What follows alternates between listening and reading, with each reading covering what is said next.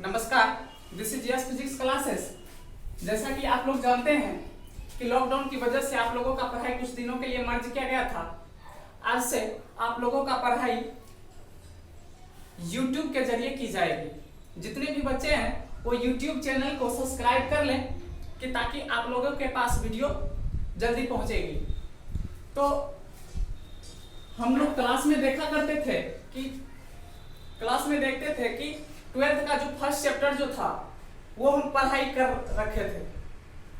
अब उन चीजों के बारे में हम पहले बाद में चर्चा करेंगे। आज हम ये चर्चा करेंगे कि 12th के फिजिक्स का जो है इंट्रोडक्शन क्या होता है, इन चीजों के बारे में हम आज चर्चा करेंगे। तो आज बेसिकली देखा जाए तो इंट्रोडक्शन ऑफ फिजिक्स आज हम लोग करने वाले हैं। इंट्रोडक्शन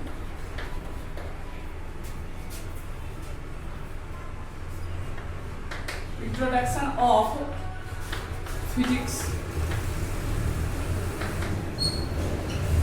इंट्रोडक्शन ऑफ फिजिक्स, इन चीजों के बारे में हम चर्चा करने से पहले जो हम क्लास में पढ़ाई कर रहे थे उन चीजों के बारे में पहले हम चर्चा कर लेते हैं कि वह क्या करता था कि क्लास में जब हम पढ़ाई कर रखे थे तो उसमें फर्स्ट चैप्टर खत्म हो चुका था। यानी फर्स्ट चैप्टर जब खत्म हो चुका था तो आज से हम YouTube पर फर्स्ट चैप्टर का वीडियो डालना स्टार्ट करेंगे। तो जिन बच्चों की जरूरत है, जो बच्चे का कहना था कि सर हम लोग का पढ़ाई छूट चुका है फर्स्ट चैप्टर का, आज से आप लोग फर्स्ट चैप्टर का जो छूटा हुआ है वो YouTube के जरिए देख करके आप अपना पढ़ाई पूरा करेंगे। और जो बच्चे क्लास में पढ़ाई कर रखे थे वो रिवाइज के तौर पर देखेंगे। और दूसरा बात यह है कि फर्स्ट चैप्टर जब खत्म हो चुका था तो यानी आप लोगों का दूसरा चैप्टर चालू होना चाहिए, तो आप लोग का दूसरा चैप्टर का भी वीडियो मिलता रहेगा YouTube पे। तो आइए आज हम चर्चा कर रहे हैं। आज हम किसके बारे में चर्चा करेंगे?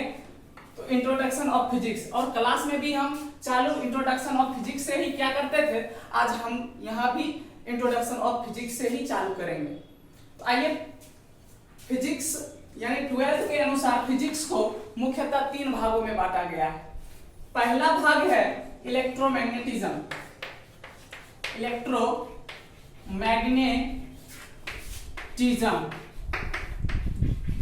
दूसरा भाग है ऑप्टिक्स। तीसरा भाग है मॉडर्न फिजिक्स।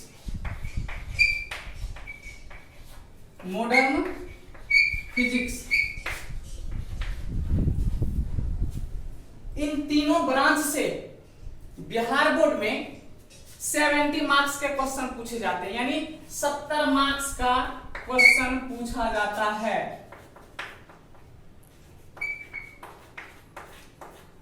आपके बिहार बोर्ड में एग्जाम के पॉइंट ऑफ व्यू से 70 मार्क्स का क्वेश्चन पूछा जाता है। अगर देखा जाए इलेक्ट्रोमैग्नेटिज्म से तो आपको 35 नंबर का क्वेश्चन पूछा जाता है बिहार बोर्ड में, और ऑप्टिक्स से आपको 15 मार्क्स का क्वेश्चन पूछा जाता है, और मॉडर्न फिजिक्स से 20 मार्क्स का क्वेश्चन पूछा जाता है। तीनों को जोड़ दीजिए तो आपका 70 मार्क्स पूरा जाता है। इन तीनों ब्रांचेस से 70 मार्क्स का क्वेश्चन पूछा जाता है। अब हम ये देखने वाले हैं कि एनसीईआरटी के अनुसार इलेक्ट्रोमैग्नेटिज्म के अंतर्गत कितने चैप्टर आते हैं। इन चीजों के बारे में आज हम चर्चा करेंगे। तो आइए आज हम देखने वाले हैं इलेक्ट्रोमैग्नेटिज्म के अंतर्गत कितने चैप्टर्स आते हैं।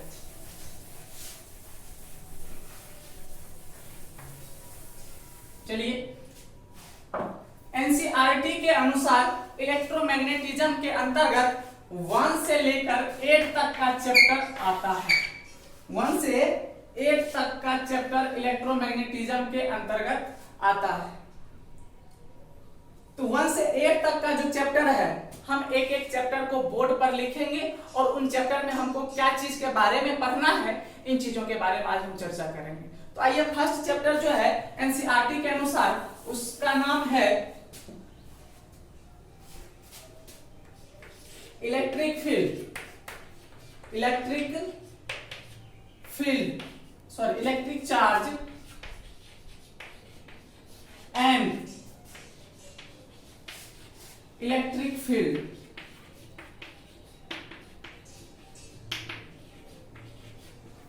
यानी इसको हिंदी में हम कहते हैं विद्युत आवेश तथा विद्युत क्षेत्र।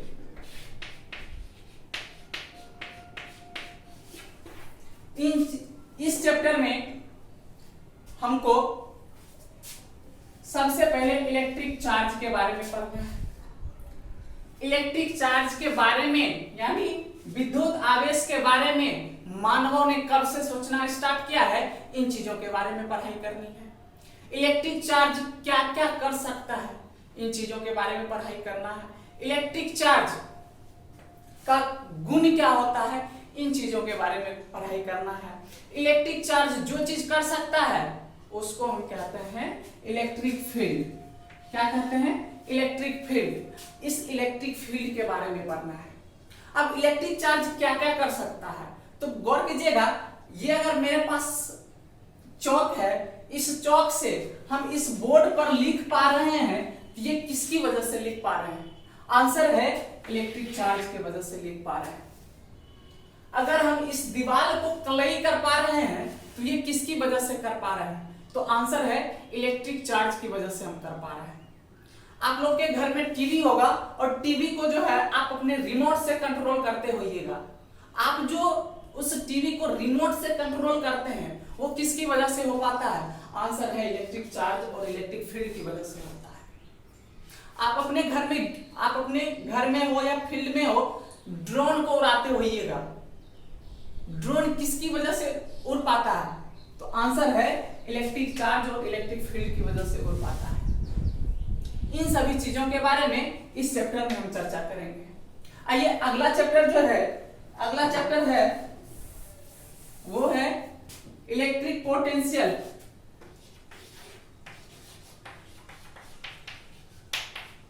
Electric potential and capacitance. यानी इसको हिंदी में हम कहते हैं विद्युत विभव तथा धारिता।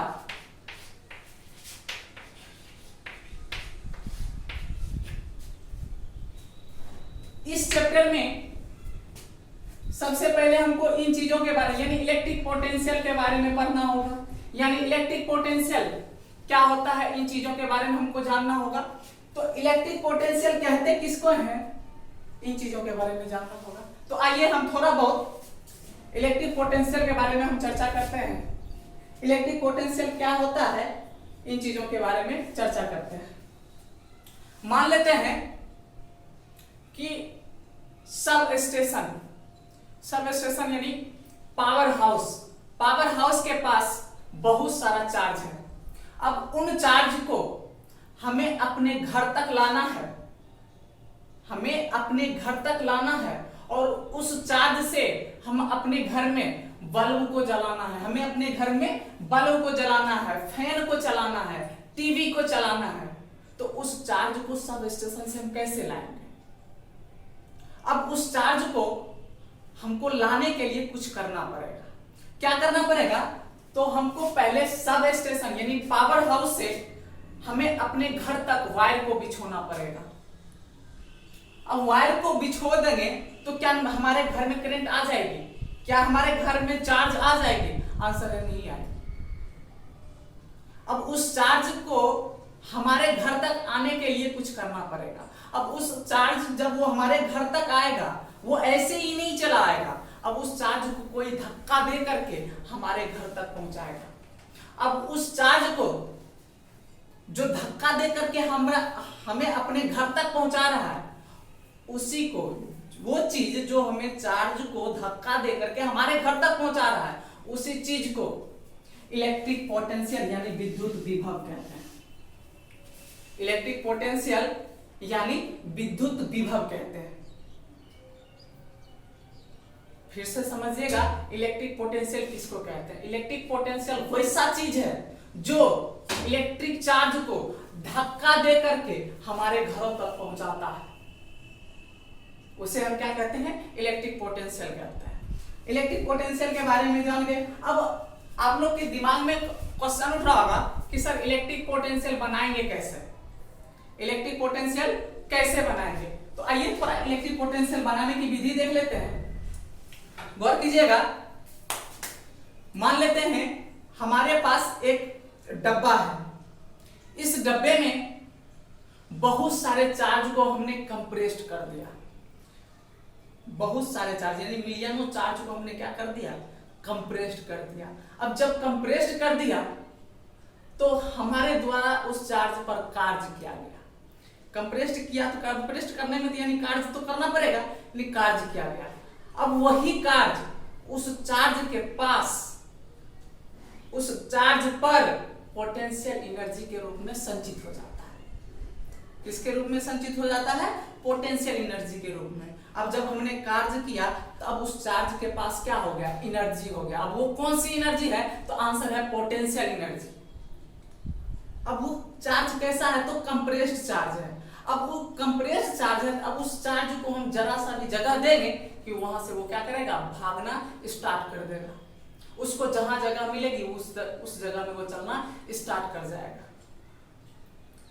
अगर इसका दूसरा एग्जांपल देख लीजिए, दूसरा एग्जांपल अगर मान लेते हैं हमारे पास स्प्रिंग है। अगर स्प्रिंग को हम क्या करते हैं, कंप्रेस्ड कर देते हैं, यानी उसको दबा देते हैं। अब स्प्रिंग को दबाने के लिए हमको उस पर क्या करना पड़ा, कार्य करना पड़ा।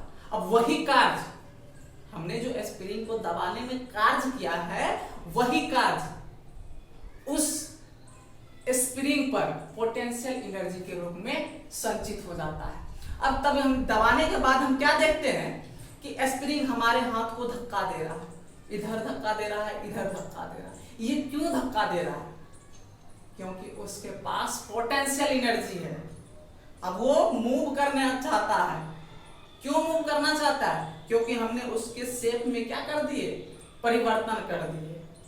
हमारे उसके शेप में परिवर्तन करने में हमको क्या करना पड़ा, आंसर है उस पर हमको वर्क करना पड़ा, और वही वर्क उस पर पोटेंशियल एनर्जी के रूप में क्या हो गया, संचित हो गया। समझ गए, इलेक्ट्रिक पोटेंशियल बनाने की विधि भी आप लोग समझ गए।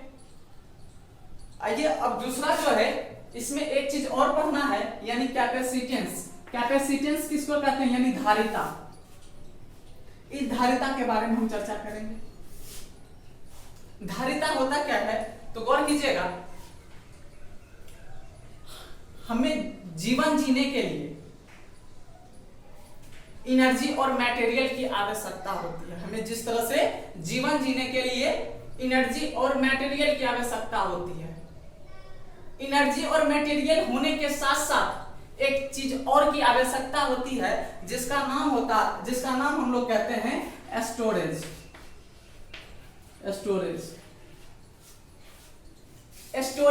यानी स्टोरेज क्या होता है, यानी किसी भी चीज को संचित करके रखना। हमने क्या बोला है, हमें जीवन जीने के लिए जिस तरह से एनर्जी और मटेरियल की आवश्यकता होती है, इन दोनों के साथ साथ एक चीज और की आवश्यकता होती है, जिसका नाम क्या होता है, स्टोरेज।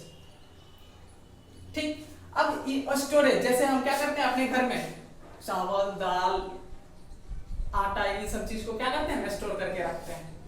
अब इस स्टोरेज की जरूरत क्यों होती है, इन चीजों के बारे में थोड़ा हम चर्चा कर लेते हैं। तो गौर कीजिएगा, अगर हम मान लेते हैं हमारे घर में, हमारे गांव में, हमारे घर में सरकार द्वारा पानी 6 बजे मिलती है। सरकार द्वारा पानी 6 बजे मिलती है, सुबह 6 बजे मिलती है, और उस पानी का उपयोग हमें दोपहर 12 बजे में है। उस पानी का उपयोग दोपहर 12 बजे में है। तो बताइए हमको क्या करना पड़ेगा यहाँ, स्टोर करना पड़ेगा। उस पानी को हम क्या करेंगे, स्टोर करके रख लेंगे। यानी यहां से क्या प्रूफ हो रहा है कि स्टोरेज की जो जरूरत पड़ती है हमें, इसलिए पड़ती है कि वस्तु की उपलब्धता का समय कोई और होता है और खपत का समय कोई और होता है। अब आपने देखा कि सरकार द्वारा आपको पानी कितना बजे मिल रही थी, तो आंसर है सुबह 6 बजे मिल रही थी, सुबह 6 बजे मिल रही थी। और आपको इसका खपत का समय कितना बजे था, तो ये था 12 बजे, यानी दोपहर 12 बजे में। ठीक, अब ये दोपहर 12 बजे में आपको पानी का जरूरत था। आपके उस चीज, जिस चीज को आपको जरूरत था, उस चीज की उपलब्धता का समय सुबह 6 बजे था और उसका खपत का समय दोपहर 12 बजे में था।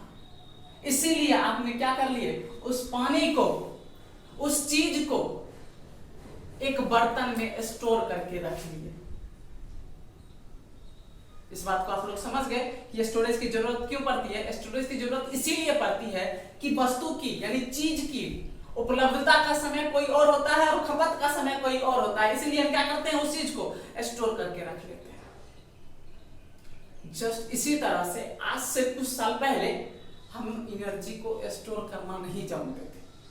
एनर्जी को स्टोर करने का मतलब कि अगर हम एनर्जी, अभी हम बिजली के द्वारा, करंट के द्वारा हम कोई काम कर पा रहे हैं, अगर बिजली कट गई तो अब हमारा काम ठप रह जाएगा।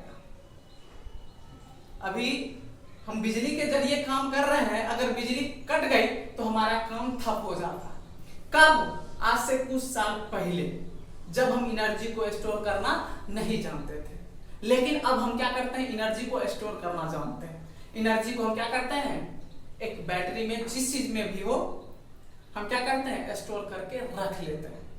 अब स्टोर करके रख लेते हैं, अब बिजली कट भी गई तो कोई दिक्कत नहीं है, तुरंत हम क्या करते हैं, स्टेबलाइजर, सॉरी, इन्वर्टर में लाइन देते हैं और वो क्या कर देता है, हमको करंट, फिर से वो लाइट देना स्टार्ट कर देता है। फिर हम क्या करते हैं, अपना काम करना शुरू कर देते हैं। तो उसी तरह से हमने क्या बोला, एनर्जी को स्टोर करना नहीं जानते। अब क्या, एनर्जी को स्टोर करना नहीं जानते थे, अब जो है हम एनर्जी को स्टोर करना जानते हैं। अब एनर्जी को स्टोर करना जानते हैं तो क्या एनर्जी को स्टोर करने के लिए हमको एक बर्तन की जरूरत पड़ेगी? बर्तन की जरूरत पड़ेगी या नहीं पड़ेगी? आप लोग का कहना है कि हाँ सर, बर्तन की जरूरत पड़ेगी। अब जिस बर्तन में हम एनर्जी को स्टोर करके रखेंगे उसी बर्तन का नाम है कैपेसिटेंस या धारिता। ये क्या करता है, एनर्जी को स्टोर करके रखता है। ये एनर्जी को क्या करता है, स्टोर करके रखता है। समझ गए इस बात को? यानी इलेक्ट्रिक पोटेंशियल समझ गए और कैपेसिटेंस समझ गए। अगला चैप्टर है, अगला चैप्टर है इलेक्ट्रिक करंट। इलेक्ट्रिक करंट यानी इसको कहते हैं हिंदी में विद्युत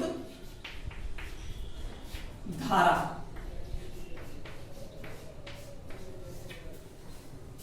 अब विद्युत धारा किसे कहते हैं, इन चीजों के बारे में हम चर्चा करते हैं। मान लेते हैं हमारे पास बहुत सारे चार्ज है, उसको हमने क्या कर लिया है, स्टोर करके रख लिया है। अब स्टोर करके रख लिया है, अब उस चार्ज को हमें दूसरे फ्लोर पर ले जाना है और वहां पर हमें बल्ब जलानी है, टीवी चलानी है, फैन चलानी है। तो अब उस चार्ज को हम कैसे ले जाएंगे? तो अब उस चार्ज को हमको ले जाने के लिए कुछ करना पड़ेगा। क्या करना पड़ेगा, हम यहां से अपने दूसरे फ्लोर तक क्या करेंगे, वायर को बिछो देंगे। क्या वायर को बिछोने से हमारे घर तक करंट चला जाएगा? आंसर है नहीं जाएगा। अब जो हमने चार्ज को स्टोर करके रखा है वो चार्ज कंप्रेस्ड चार्ज होगा, तब ये वो चार्ज उस वायर के जरिए हमारे वो दूसरे फ्लोर पर जाएगा, हमारे दूसरे फ्लोर पर जाएगा। तो यानी हमने क्या किया है, कंप्रेस्ड चार्ज को एक वायर के जरिए हम क्या करते हैं, दूसरे फ्लोर पर भेजते हैं। जब वायर के जरिए करंट बहती है, करंट चलती है, तो हम वायर को देख करके कहते हैं कि इससे होकर के इलेक्ट्रिक करंट पास कर रहा है। इसी फेनोमेनन को इलेक्ट्रिक करंट कहते हैं। इसी फेनोमेनन को इलेक्ट्रिक करंट कहते हैं। यानी इलेक्ट्रिक चार्ज को एक जगह से दूसरे जगह तक ले जाने की प्रक्रिया को क्या कहते हैं, इलेक्ट्रिक करंट कहते हैं। यानी इलेक्ट्रिक करंट आप लोग देख लिए। अब इलेक्ट्रिक करंट के बारे में जो सारा टॉपिक है, इस टॉपिक के अंदर देखेंगे और इसमें जो है इस टॉपिक के अंदर देखेंगे। आइए, जो भी टॉपिक होगा वो हम देख लेंगे। अब अगला चैप्टर है, इसको मिटा दे रहे हैं थोड़ा।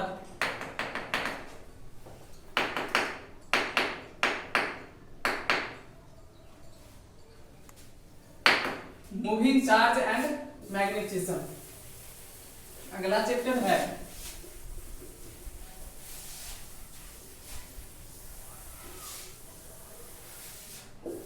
Moving charge and magnetism. चौथा नंबर चैप्टर है मूविंग चार्ज एंड मैग्नेटिज्म।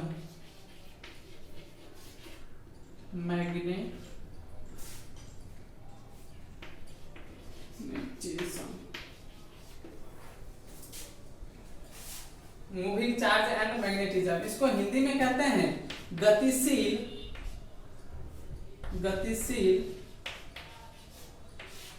आवेश तथा चुंबकत्व।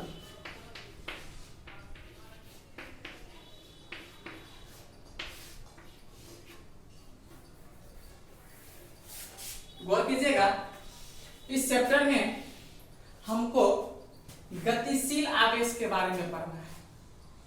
यानी गौर कीजिएगा, हमने देखा था कि चार्ज चलेगी तो करंट बनाएगी, चार्ज चलेगी तो करंट बनाएगी। वो चार्ज चलेगी तो करंट बनाएगी, यानी चार्ज चलने के साथ साथ वो केवल करंट ही नहीं बनाती है, करंट ही नहीं बनाता है। वो चार्ज चलने के साथ साथ वो अपने चारों तरफ एक इफेक्ट उत्पन्न करता है। वो अपने चारों तरफ क्या करता है, एक इफेक्ट उत्पन्न करता है, और उस इफेक्ट को हम मैग्नेटिक फील्ड कहते हैं। क्या कहते हैं, मैग्नेटिक फील्ड कहते हैं। चार्ज चलेगी तो वो करंट बनाएगी, और जब वो करंट बनाएगी तो वो अपने चारों तरफ एक इफेक्ट उत्पन्न करेगा, और उस इफेक्ट को हम क्या नाम दे दिए, मैग्नेटिक फील्ड नाम दे दिए। क्या नाम दे दिए, मैग्नेटिक फील्ड। जहां हम मैग्नेटिक फील्ड को पढ़ेंगे वहां हमको क्या पढ़ना पड़ेगा, मैग्नेटिज्म को पढ़ना पड़ेगा। तो इन चैप्टर में गतिशील आवेश के बारे में देखेंगे, और जब गतिशील आवेश चलेगी तो अपने चारों तरफ क्या करेगा, एक इफेक्ट उत्पन्न करेगा, और इफेक्ट उत्पन्न करेगा और वहां वो क्या प्रोड्यूस करेगा, तो आंसर है वहां एक मैग्नेटिक फील्ड प्रोड्यूस करेगा। और जहां मैग्नेटिक फील्ड को पढ़ेंगे वहां मैग्नेटिज्म को पढ़ेंगे। तो इस चैप्टर में ये सारे चीजें हमको देखने को मिलेगा। जो टॉपिक की बात है उस टॉपिक में हम लोग चर्चा करेंगे। आइए, अगला बात जो है, अगला जो चैप्टर्स है उस चैप्टर का नाम है मैग्नेटिज्म एंड मटेरियल। 5वां नंबर चैप्टर है मैग्नेटिज्म एंड मटेरियल।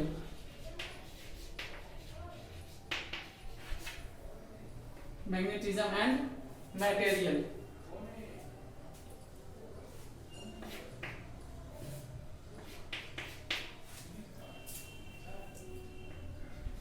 देख लीजिएगा, मैग्नेटिज्म एंड मटेरियल। मैग्नेटिज्म यानी कि कहने का मतलब चुंबकत्व तथा द्रव्य।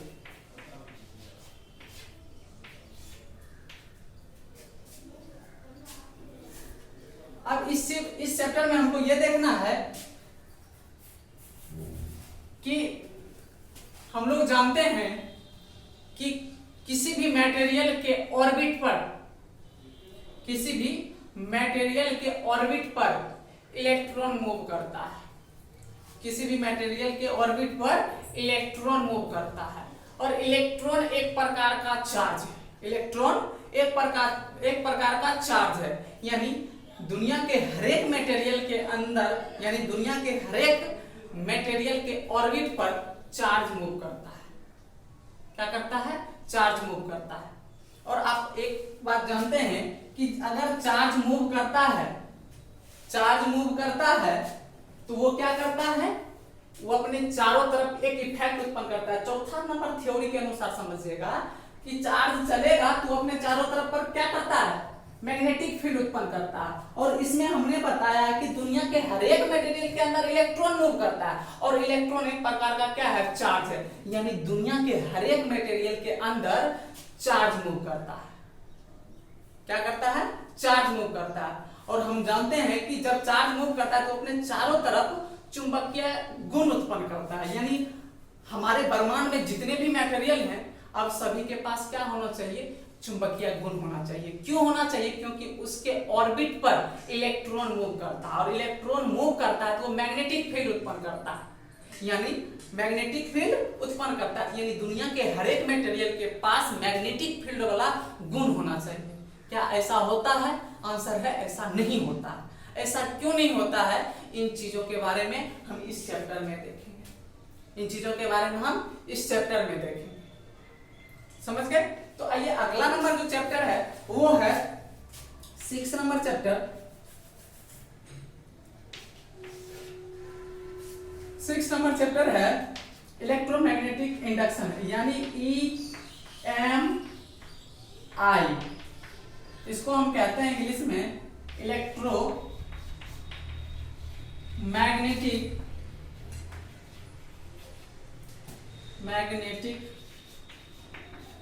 इंडक्शन।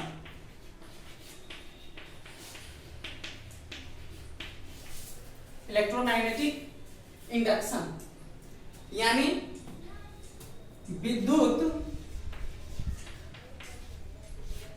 चुंबकीय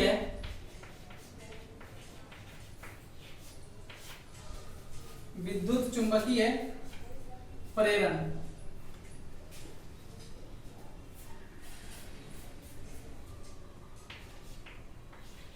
विद्युत चुंबकीय प्रेरण। इस चैप्टर में हमको विद्युत चुंबकीय प्रेरण के बारे में देखना है। तो 2 मिनट।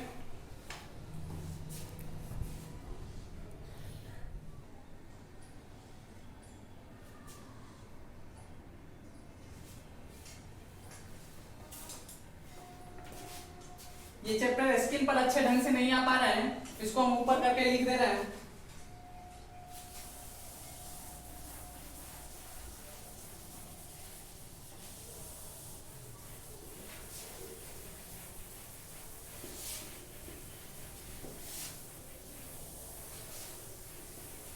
इस चैप्टर को हम ऊपर की ओर लिख दे रहे हैं। यानी 6 नंबर जो चैप्टर है EMI,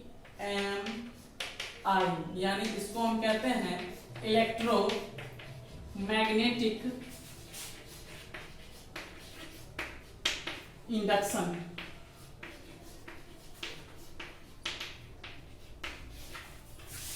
यानी विद्युत चुंबकीय प्रेरण।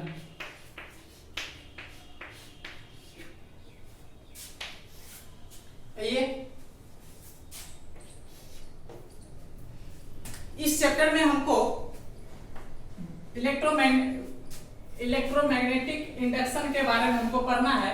इलेक्ट्रोमैग्नेटिक इंडक्शन क्या होता है, इन चीजों के बारे में हम चर्चा करेंगे। तो आइए थोड़ा बहुत हम इन चैप्टर के बारे में देख लेते हैं। ये चैप्टर जो है 12th के फिजिक्स के अनुसार, 12th फिजिक्स में जितने भी चैप्टर हैं उन चैप्टर का ये 12वां चैप्टर है। इस चैप्टर को आप 12वां चैप्टर भी नाम रख सकते हैं। इस चैप्टर में आपको अजीब अजीब चीज देखने को मिलेगा। अजीब अजीब चीज देखने को मिलेगा तो यानी क्या क्या चीज देखने को मिलेगा, देखिएगा वो इसमें इस तरह का चीज देखने को मिलेगा। आपको ये लगेगा कि या तो सर पगला गए हैं या तो मेरा फ्यूज उड़ गया है। इस तरह का जो है चीजें आपको देखने को मिलेगा। आइए एक दो एग्जांपल इसमें देख लेते हैं हमको किस किस तरह के चीज देखने को मिलेगा। मान लेते हैं कि हमारे पास दो कुंडली है।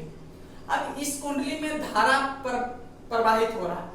अब इसमें जब धारा में परिवर्तन करते हैं कि इसमें आपरूपीय धारा प्रवाहित होना स्टार्ट हो जाता है, इसमें आपरूपीय धारा प्रवाहित होना स्टार्ट हो जाता है।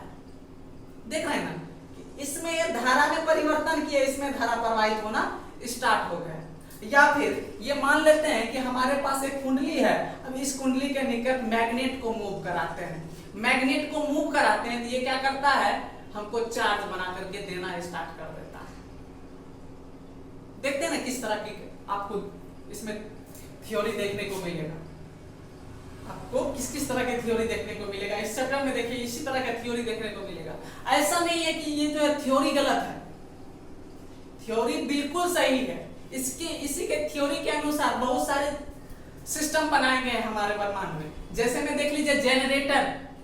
जेनरेटर में क्या होता है, एक कुंडली की सहायता से आर्मेचर को घुमाते हैं और आर्मेचर हमको क्या करता है, करंट बना करके देता है।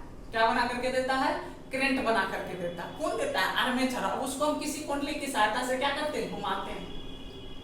तो इन सब चीजों के बारे में इस चैप्टर में हमको देखने को मिलेगा। 7वां नंबर चैप्टर है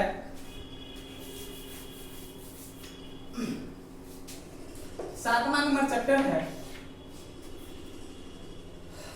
एसी करंट, यानी एसी कहने का मतलब alternating current. Netting current, alternating current कहने का मतलब इसको हिंदी में कहते हैं प्रत्यावर्ती धारा। प्रत्यावर्ती धारा। इस चैप्टर में हमको एसी करंट के बारे में देखना है, एसी करंट के डायरेक्शन के बारे में देखना है, एसी करंट के डायरेक्शन के बारे में देखना है, पावर फैक्टर के बारे में देखना है। इसमें जो है पावर फैक्टर के बारे में देखना है, रेजिस्टेंस के बारे में, रेसिस्टर के बारे में देखेंगे, combination of resistance, combination of resistor के बारे में देखेंगे, सेल के बारे में जानेंगे, सेल के बारे में जानेंगे और कॉम्बिनेशन ऑफ सेल के बारे में भी जानेंगे। इन सभी चीज के बारे में इस चैप्टर में हम देखेंगे। अगला नंबर जो है चैप्टर 8 नंबर चैप्टर, इसको हम मिटा दे रहे हैं।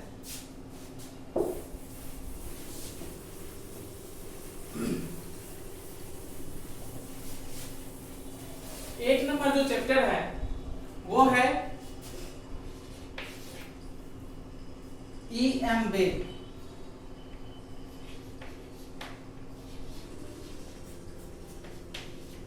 EM वेव यानी इलेक्ट्रो मैग्नेटिक वेव, यानी इसको हिंदी में कहते हैं विद्युत चुंबकीय तरंग।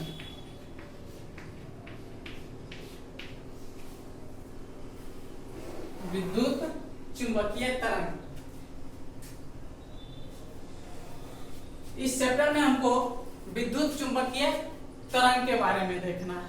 विद्युत चुंबकीय तरंग के बारे में हमको क्या क्या देखना है, ये गौर कीजिएगा कि आज तक हम ये जानते हैं कि करंट चलेगी तभी, चार्ज चलेगी तभी करंट बनेगी और चार्ज को चलने के लिए एक मीडियम की आवश्यकता होती है।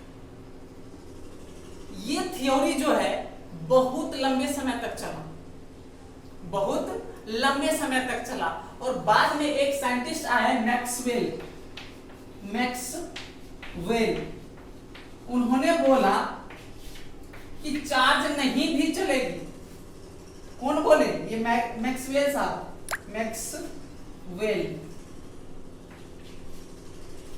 मैक्सवेल साहब ने बोले कि चार्ज नहीं भी चलेगी तब पर भी करंट बनेगी और चार्ज को चलने के लिए किसी मीडियम की आवश्यकता नहीं होती है।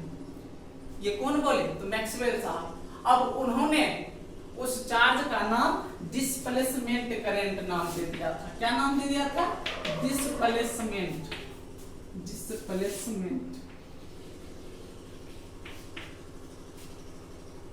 करंट। यानी इसका नाम उन्होंने जो बोले थे कि चार्ज को चलने के लिए किसी मीडियम की आवश्यकता नहीं होती है, चार्ज नहीं भी चलेगी तब पर भी करंट बनेगी, और उन्होंने उस करंट का नाम क्या दे दिया था? डिस्प्लेसमेंट करंट, यानी विस्थापन धारा नाम दे दिया था। इन्होंने निर्वात में भी प्रकाश को चला करके बताए थे, निर्वात में भी प्रकाश को चला करके बताए थे। इस चैप्टर में मैक्सवेल साहब का बहुत बड़ा योगदान है। तो आइए आज के लिए इतना ही, देखते हैं हम लोग नेक्स्ट लेक्चर में इंट्रोडक्शन ऑफ ऑप्टिक्स, यानी ऑप्टिक्स को दो भागों में क्यों बांटा गया है, इन चीजों के बारे में हम चर्चा करेंगे। यानी प्रकाश के बारे में मानवों ने कब से सोचना स्टार्ट किया है, इन चीजों के बारे में हम चर्चा करेंगे। तो हम लोग नेक्स्ट लेक्चर में देखने वाले हैं इंट्रोडक्शन ऑफ ऑप्टिक्स।